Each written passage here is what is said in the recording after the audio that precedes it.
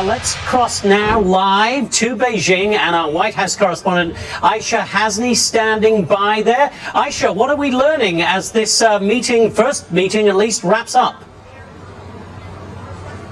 Hey, Jonathan. Well, as you put it, there are quite a few people in this delegation and quite a lot of topics to talk about, which is why it is no surprise that this bilateral went over schedule. It went very long, and China is already out now with a statement, several statements, in which they say that President Xi told Trump trade wars have no winners, trade teams produced, quote, generally balanced and positive outcomes. We don't know exactly what that means. And then this one just came out sort of as expected on Taiwan. They say President Xi stressed to President Trump that the Taiwan question is the most important issue in China-U.S. relations. And if it is handled properly, the bilateral relationship will enjoy overall stability. There has been some thinking going into this meeting by some experts that China may have asked for concessions when it came to Taiwan in exchange for perhaps offering help with the Iran conflict, the Iran situation, because it does have a lot of influence over Iran. It is the #1 buyer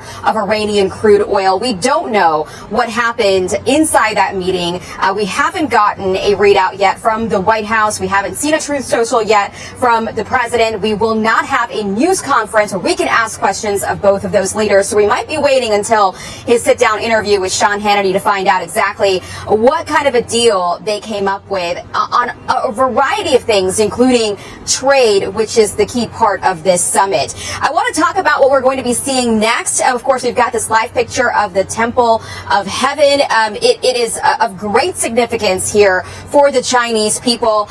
It was sort of a late add to this tour that he's on in Beijing. This is a site of great significance. It's a temple that was built in the 1400s, Jonathan. It was used by emperors who would go there and pray for prosperity for their people, for their empire. And the only other president to have visited this temple was Gerald Ford back in 1975. It is massive in size. We actually drove past it when we first arrived here in Beijing.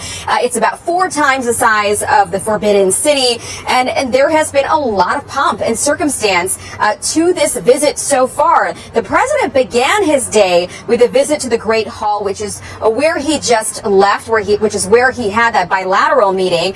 And this is where he was greeted by President Xi. The delegation heard the national anthem. It was performed by a Chinese honor band. They also heard a 21-gun salute. And then there was an inspection of the troops. And Trump and Xi watched the troop demonstration together as the president made these remarks. We've had a fantastic relationship. We've gotten along. When there were difficulties, we worked it out. I would call you, and you would call me. And whenever we had a problem, people don't know. Whenever we had a problem, we worked it out very quickly. And we're going to have a fantastic future together. Again, looming in the background of all of this is the Iran conflict. The Secretary of State Marco Rubio saying that they were interested in perhaps hoping to convince China to play a bigger role in getting Iran to come to an agreement to leave all of this behind. We will see if that came about in a deal or not, what China was willing to do, perhaps what else they came up with. We will soon find out. Jonathan? Yeah, Aisha, I'm interested in the statement coming from the Chinese spokesperson on Taiwan. If I remember correctly, maybe a year or so ago, you did some excellent reporting from Taiwan. I think you were there with a congressional delegation. That statement is going to worry people, I would imagine, in Taiwan, and it would seem, perhaps, to bring it to the other subject you were talking about, Iran, it would seem to be a message that if you, President Trump, want our help on Iran, then you're going to need to back off a little bit on Taiwan. Is that a fair reading? It's a very delicate situation. If that is indeed what happened, we're curious to know how the administration responded, because so far the U.S. policy on Taiwan has not changed for many, many years, and there's no expectation that it would change. We know that the administration was at least open to hearing what she had to say, what the Chinese had to say about it. But it wasn't clear or it wasn't obvious that they were going to change the policy in any way.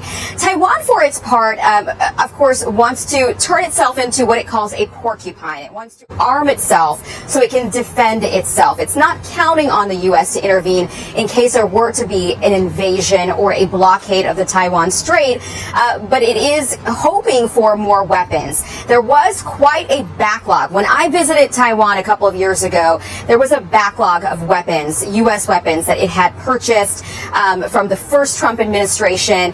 They were, I'm told now, finally able to get those weapons that they had purchased back in that administration. They're now waiting for another package, a new package of weapons. In the meantime, I spoke with the ambassador, the Taiwan ambassador to the U.S. a couple of days ago, right before I left for Beijing, and I asked him, do you think that this Iran conflict is making China more confident to do something like a blockade of the Taiwan Strait, which would, by the way, be so devastating to the U.S. economy because Taiwan is the #1 chip maker in the world?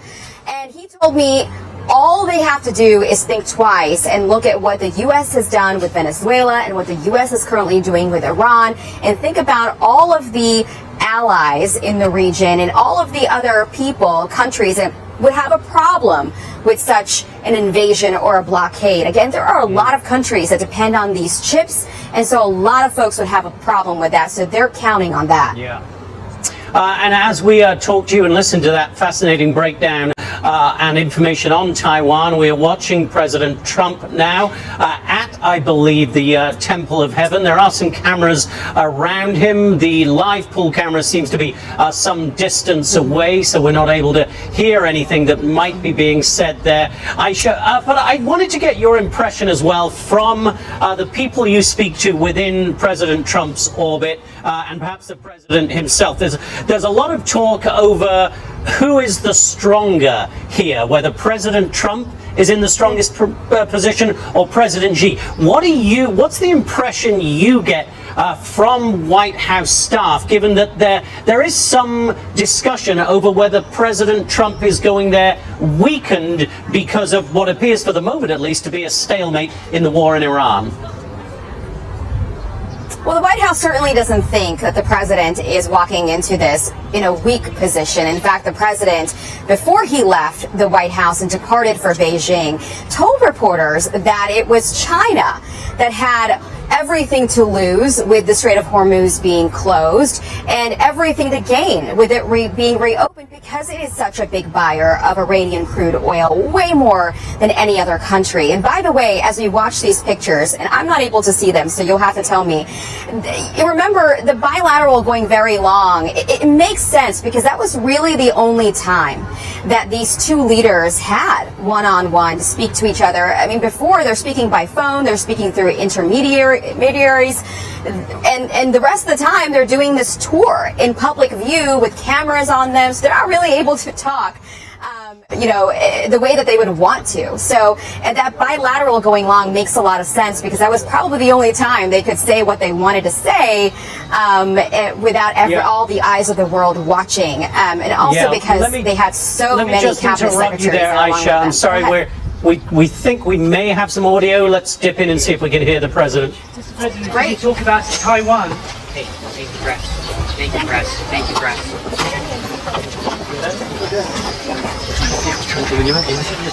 Did you talk about Taiwan? It was not answered. Both men turned away. Aisha, we are so grateful to have you.